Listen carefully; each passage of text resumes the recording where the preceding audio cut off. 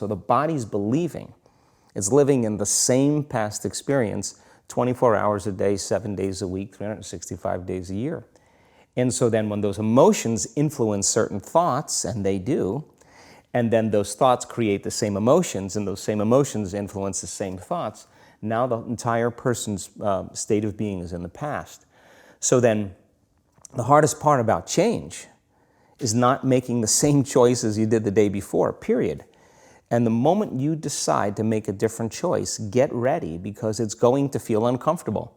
It's going to feel unfamiliar. There's going to be some uncertainty. Why does it feel so uncomfortable? Is it because of the neurons that fire together, wire together, so there's like an easiness to that loop, just because literally, and you've talked very eloquently about this, the way that the neurons connect in the brain, how rapidly, I've seen you show footage of how rapidly those connections happen, which is pretty incredible.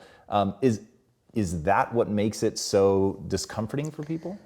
I think that the bigger thing is that we keep firing and wiring those circuits. They become more hardwired. So you have a thought, and then the program runs.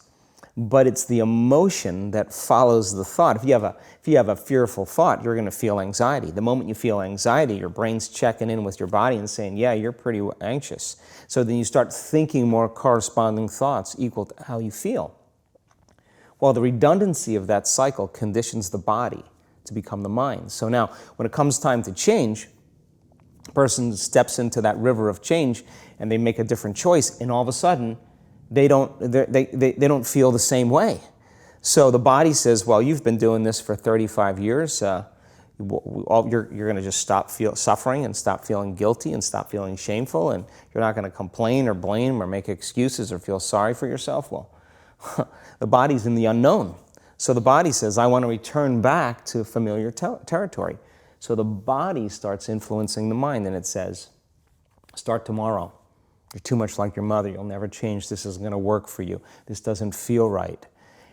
And so if you respond to that thought as if it's true, that same thought will lead to the same choice, which will lead to the same behavior, which will create the same experience, which will produce the same emotion.